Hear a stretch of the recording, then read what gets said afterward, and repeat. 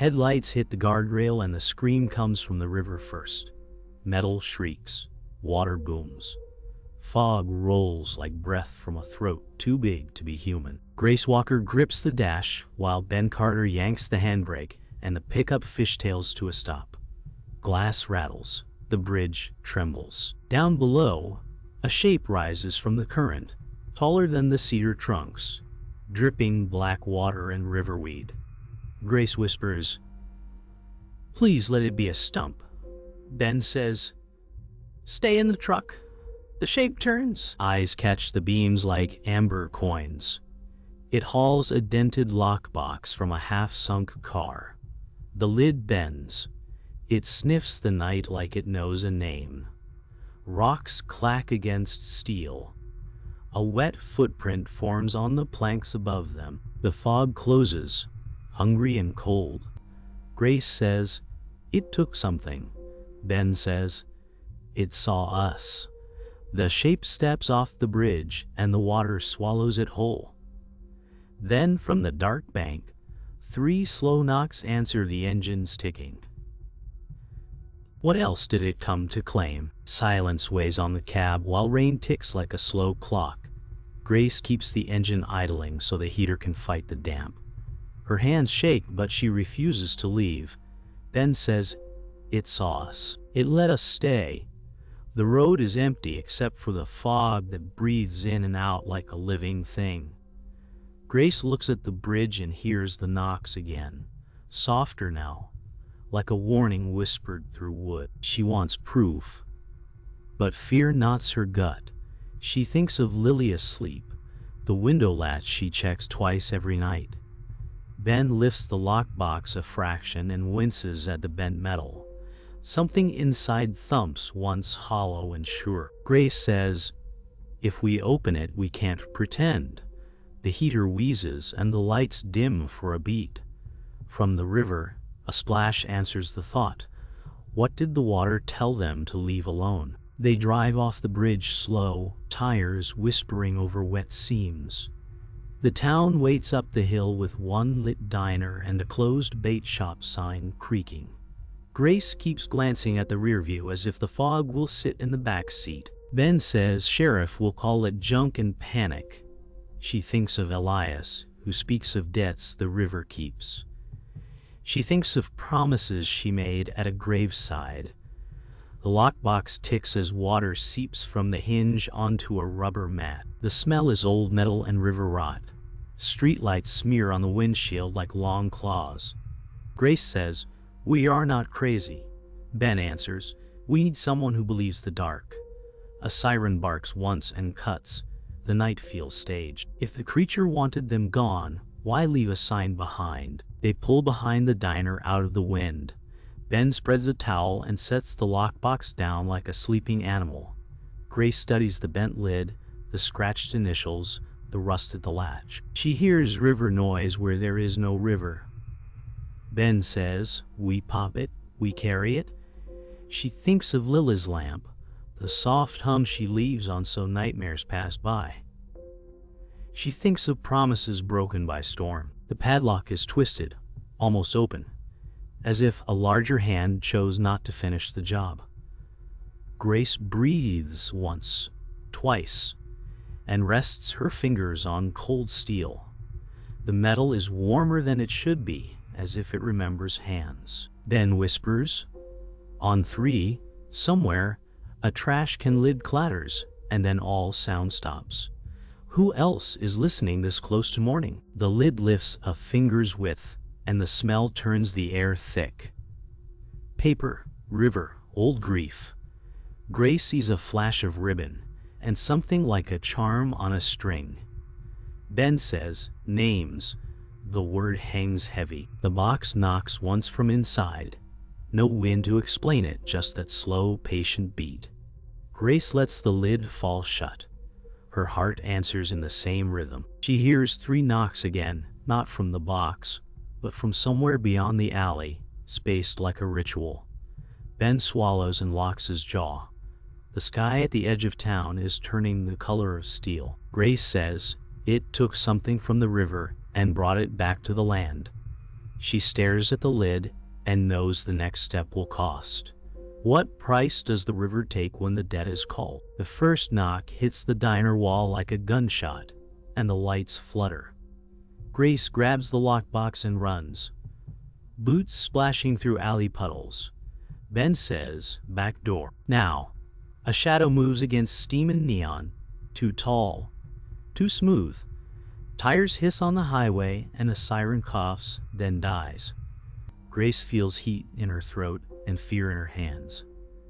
She thinks of Lily and the window latch. Ben blocks the corner with his shoulder and says, "We split, we lose."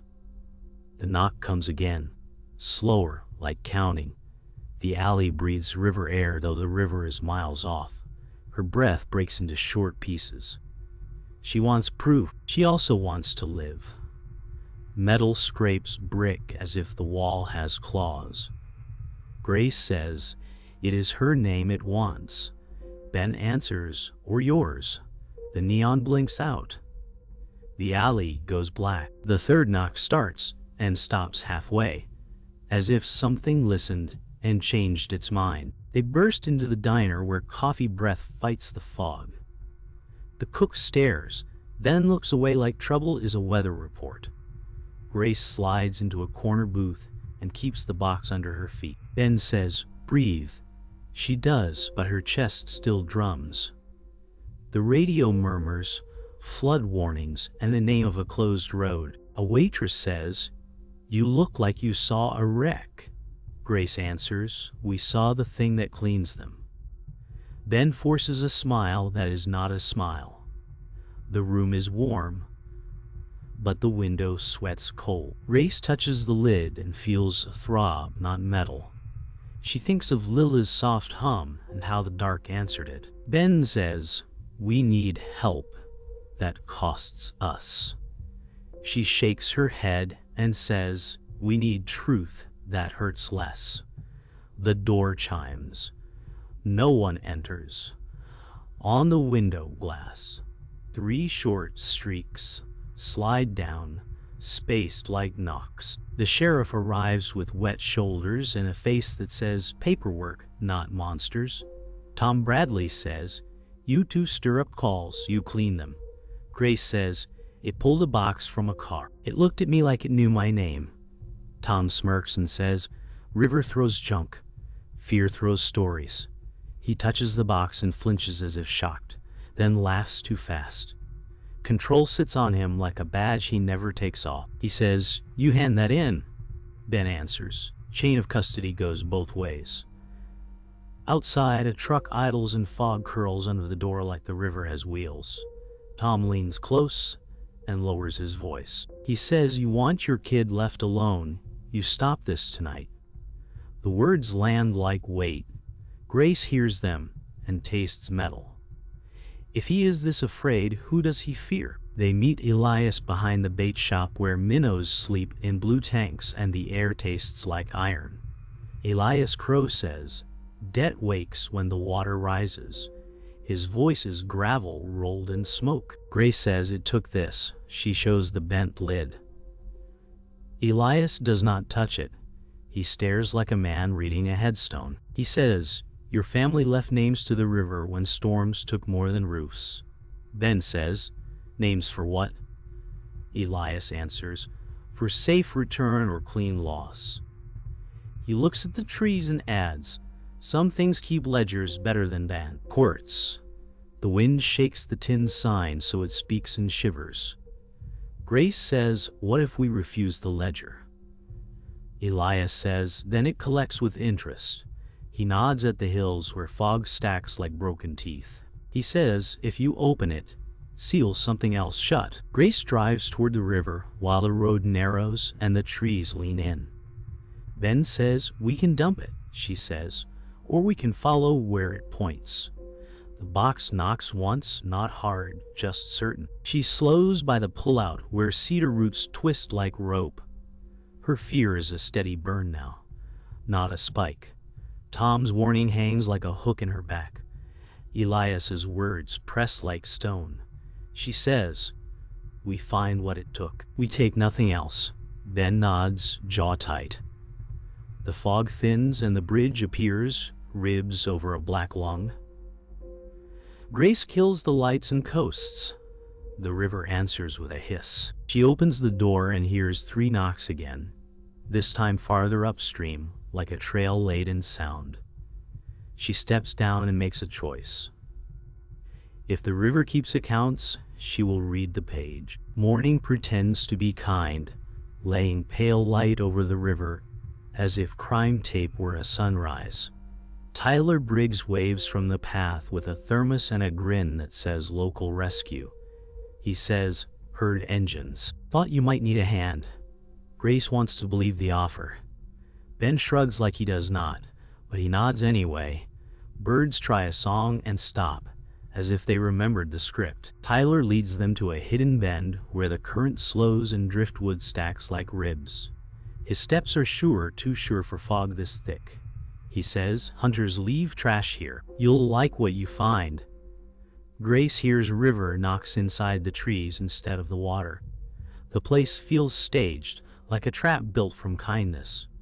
She smiles back and hates that she does. If help arrives this fast, who sent the invitation? They rest near a log where the moss glows like old coins. Tyler pours coffee and says, "People see shapes. Minds draw monsters." Ben says, "Our minds filmed one." Grace sips warmth and lets her shoulders drop an inch. She tells Tyler about the lockbox and the knocks. He listens with the patience of a careful thief.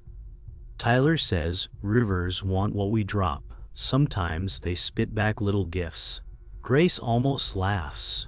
She does not. Ben's boot taps, a nervous metronome. A blue jay lands, scolds and vaults away. Grace says, "If gifts hurt, are they gifts?" Tyler's smile flickers like a match in wind. He says, "Depends who asked for them." He glances downstream just a shade too often, as if keeping time with someone unseen. Calm settles, but it smells like baked. Elias finds them by the drift line with eyes that have watched storms bury towns. He says, "You brought a guide who sells trails to people who don't love trees." Tyler lifts his hands and laughs. He says, "I sell memories." Elias says, "You sell doors to things that don't want visitors." Grace feels a split inside, torn between proof and safety. Ben says, "We need paths that end in truth." Elias points to fresh prints that begin at water and end in none. He says, "Truth stands where tracks stop. It watches the watchers." The air tightens until even leaves hold still. Tyler steps on a twig, and the crack is too loud. Grace says, "Who do you believe?"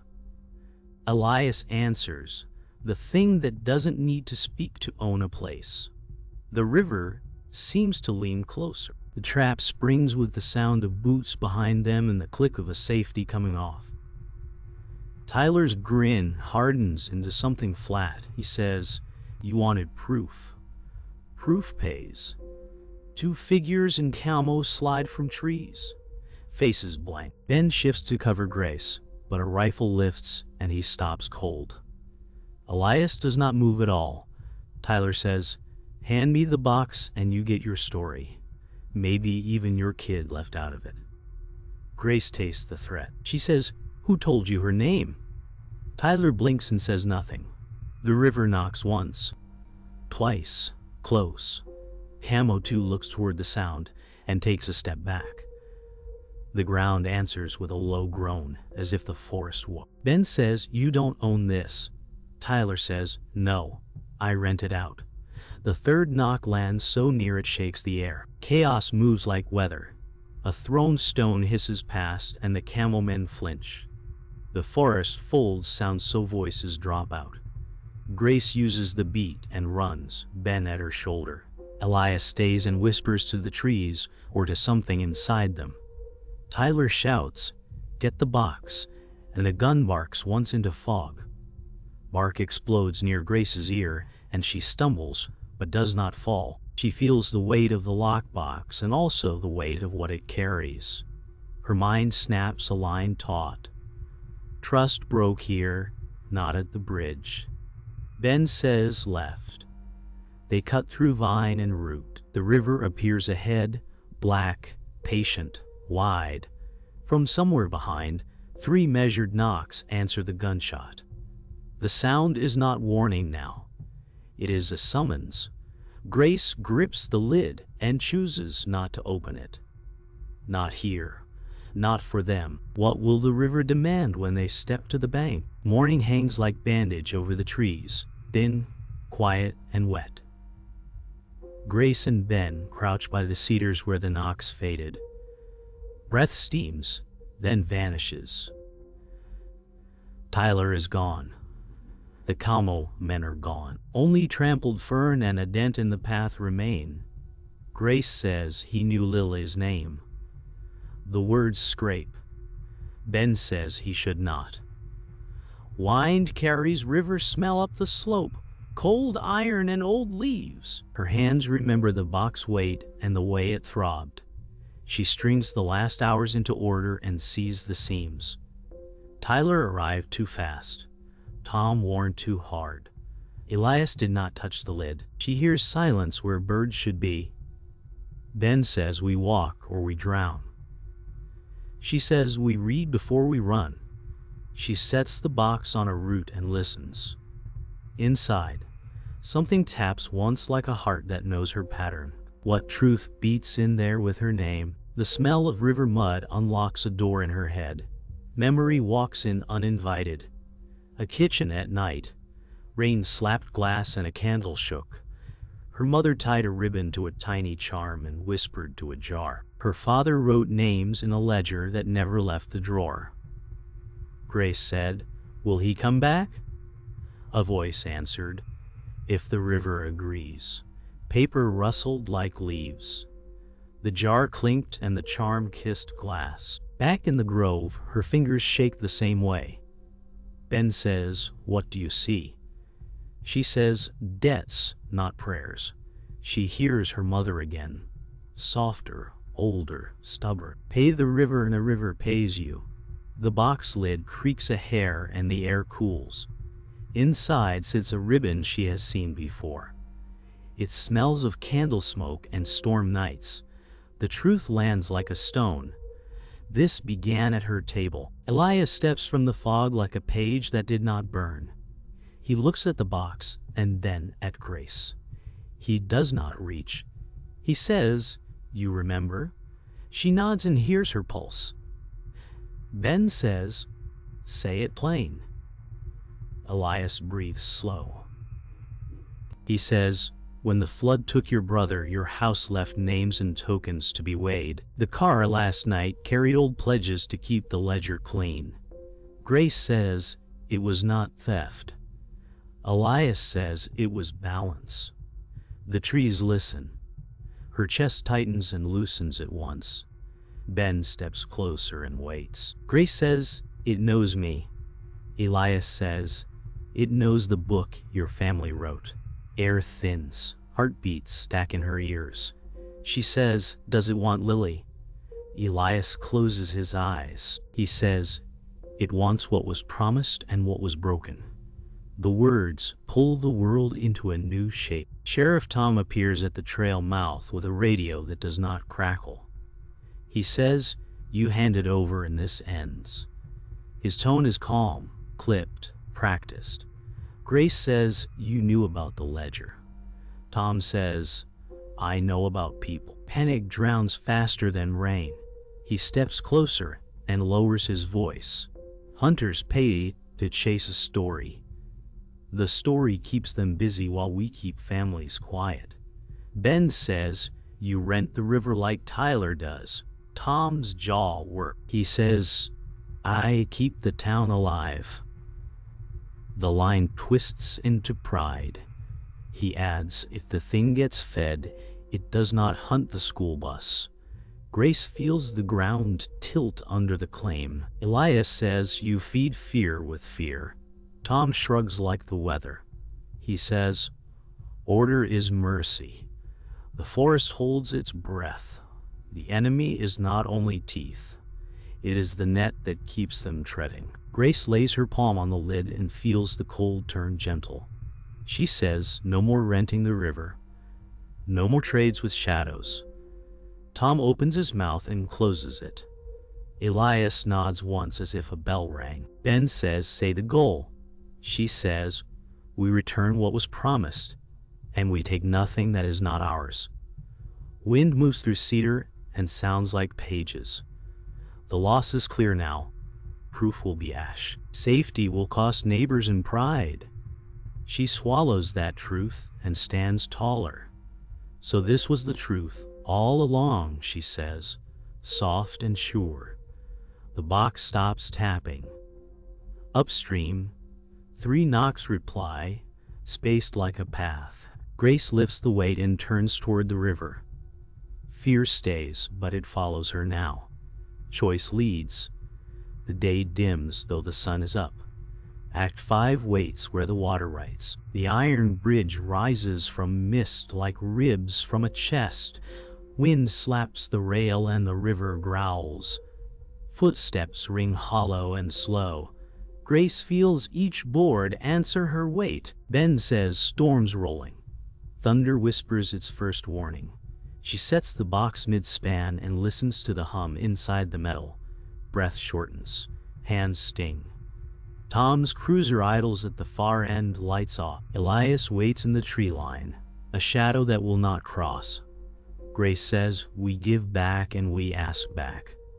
The air tightens like a held note. She hears the creature before she sees it. Water rising where no stone breaks. Ben says, ready. She nods and steadies the latch.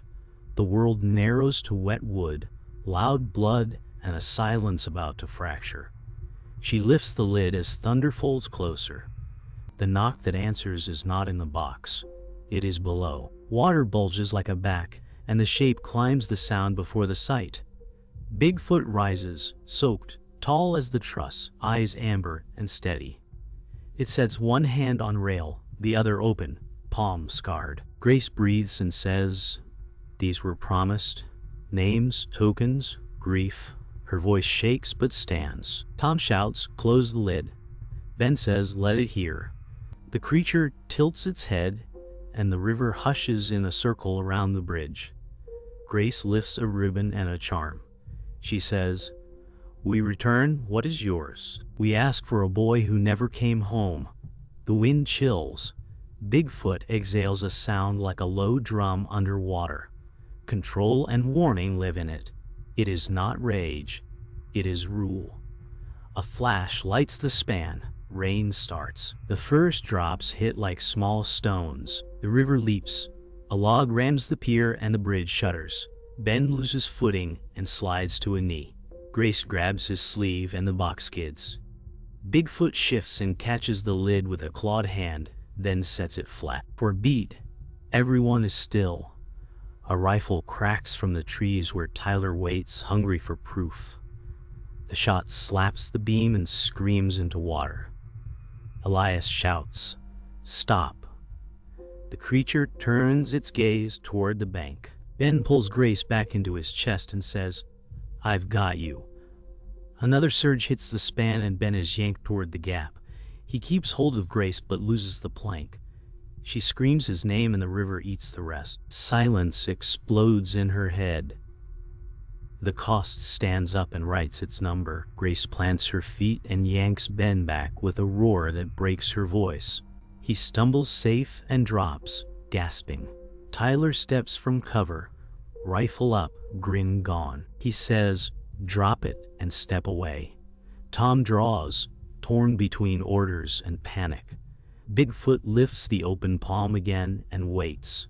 A judge who needs no bench. Grace meets Tyler's aim with her eyes and says, you sell stories of graves, rain sheets, thunder lashes the hill.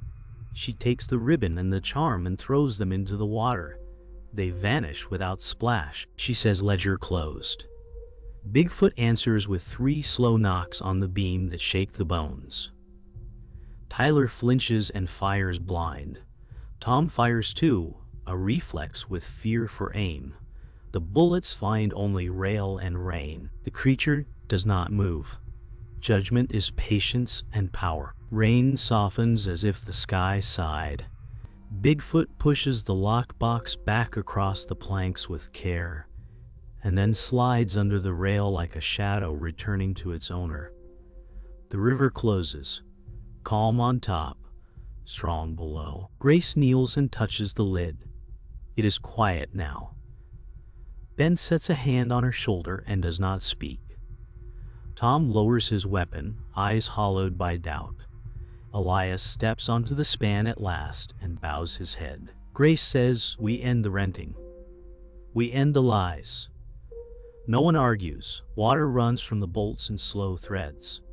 The storm breaks open behind the ridge and light gives the world edges again. She stands and lifts the box. The bridge groans, old and alive.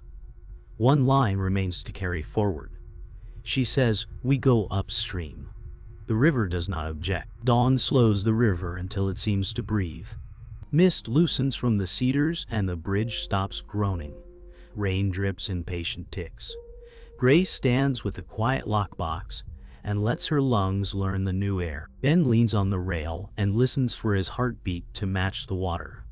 No sirens, no rifles, only gulls testing the light. Elias watches with hands folded, a prayer that is only breath. Tom waits at the far end, small against the pale sky. Grace feels the place where fear lived and finds space there instead. Ben says, "We're still here." She nods and answers no words. The river carries their shapes without keeping them. A ribbon of sun warms the steel. She sees the space beside her where a brother should have stood. The morning does not fix it. It only shows the seam. What is gone stays gone. They sit on the bank where the grass lays flat from wind. The box rests between them like a cooled stone. Grace closes her eyes and sees a kitchen candle shake in a storm. She hears her mother say, "Pay the river," and she hears her own voice refuse. Ben says, "You saved me." She shakes her head and says, "We paid what we owed." A jay calls once, then laughs like it knows the shape of pride. Grace thinks of Lily, of the small hum she makes before sleep. She pictures the window latch and the dark beyond it. Relief stings because it is real. Guilt walks with it and does not complain. She rubs rust from her fingers and smells old rain. The past holds where it wants. The present asks for less noise. A cloud moves and the light finds them. Life will go on. It will wear a different face. A shape breaks the surface near the eddy. Not tall, not loud. A coat floats in a slow spin, snagged on a twig. Ben stands and the world narrows to the fabric. He wades knee-deep, jaw clenched, and lifts it with both hands. It is his, torn at the sleeve. Grace steps beside him and steadies the weight. He says, "I thought I was gone." She says, "So did I." Time thins until only breath moves. The river gives back what it can. Scraps, proof, not people. Ben folds the coat once and sets it on the bank like a flag put away. The quiet accepts the gesture. He meets Gracie's eyes and nods, a promise to stay. Forgiveness does not flash. It builds like light on wet stone. Elias turns away to give them a small privacy, and the water keeps its slow count. Elias walks them to the cedar stump where fish scales gleam like coins. He opens a wrapped parcel and shows a thin notebook, edges swollen from years of damp. He says, "Your father gave me this when the water took its fifth house." Grace touches the cover and feels the ridges of a name pressed hard. Elias says, "He meant to end the ledger. He lacked the day." Ben says, "We found the day." Elias smiles without teeth, and the smile is kind. He says, "Remember the warning, not the fear." Pages whisper as the wind turns them. Old tokens fall like dry leaves. Grace reads a single line and closes the book. Tear or rain marks her cheek. It does not matter which. She says, "I hear him now." The words echo without echo. Elias nods to the trees, and the trees nod back. Grace carries the notebook and the lockbox to the bend where stones form a quiet crescent. She sets the book in a dry hollow and the box on a flat rock. She says, "No more renting the river." Ben says, "No more selling the dark." She breathes and listens for the knocks. None come. The water moves without asking. She opens the box, removes the last ribbon, and ties it to a cedar root. The knot is simple and holds. She closes the lid and leaves it empty. The emptiness is the point. She lays a hand on the notebook and then gives it to Elias. He tucks it inside his coat. A thin sun slides free of cloud. Grace says, "We are done here." The words feel clean. They turn toward town, light on their backs, and the path does not resist. The day has room for what comes next. Evening settles like a hand on a fevered brow. Town lights blink on with no hurry. Grace stands on her porch and listens to the small sounds that mean home. A screen door click from a neighbor, a dog collar shake, wind typing through leaves. Ben sits on the step and fixes a hinge that always whined. He does not speak. He does not need to. Grace thinks of the bridge and of the knock that spoke in rules, not rage. She thinks of the coat on the bank and the weight it lost. The ache holds without burning. She says, "We came back." Ben says, "So did morning." A moth tests the porch light and finds it warm. She watches the river path fade into blue and feels the world settle into a new shape. Was it worth it? The quiet answers with breath. Grace drives to the bridge with a metal tin of matches and a paper bag. She parks at the pullout and walks the last yards. Wind smells clean. She kneels where the plank once split and opens the bag. Inside, phone clips, printed photos, scribbled maps. Proof built from fear. Ben says, "Ready?" She says, "One." Match blooms, and the fire eats carefully, page by page, until the pile is only heat and ash. The river does not rise. The sky does not darken. She feels something unhook inside her chest. Ben says, "We will remember without selling it." She nods and stirs the ash until it cools. The smoke climbs and thins and then is gone. Their shadows fall long and then fade. They walk back without looking over shoulders. Leaving is a kind of prayer. At home, Grace opens a drawer and finds a cassette her father labeled with a blunt pen. She dusts an old player and presses play. His voice fills the room, thinner than memory but steady. "If you hear this, we did not speak enough about the water," he says. She sits with her hands flat and lets the words find places to land. "Debt is not only numbers," the voice says. "It is care, kept or dropped." Ben stands in the doorway and does not break the spell. The tape clicks, rewinds, and plays again where it wants. Grace whispers, "I hear you." The room holds her breath like a bowl holds rain. The final line is simple. Do not let fear be your bookkeeper. She stops the tape and the silence is kind. Morning shifts the town back into its rhythm. The diner hums and the bait shop bell rings. Tom walks Main Street without his radio and nods at faces he once kept at distance. Elias sits by the window and writes in a new notebook that does not look like a ledger. Grace brings Lily a cedar carving for the sill and a story that is not a warning, only a path. Lily touches the smooth grain and hums a tune that used to scare her. It sounds like a lullaby now. Ben fixes the porch step and laughs when it finally holds. People pass proof without naming it.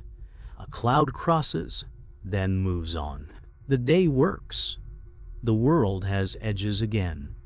Grace says, Thank you to no one and to everyone. Change is not loud. It is a room you notice only when you enter it. Night returns with a clean sky. Stars hold like nails in dark wood. Grace stands at Lily's door and listens to the soft hum that once called the river and now calls sleep. She walks to the porch and rests a hand on the post. The path to the water is a darker ribbon through grass. She does not fear it. She carries it. Ben steps beside her and leans into the same beam. He says, "We kept what matters." She says, "We let go of what owns." They fall quiet and let the cricket choir finish the thought. From far downstream, 3 knocks drift so faint they might be memory. She smiles and does not count them. The river writes its book. She will not try to own it. Truth must never be owned.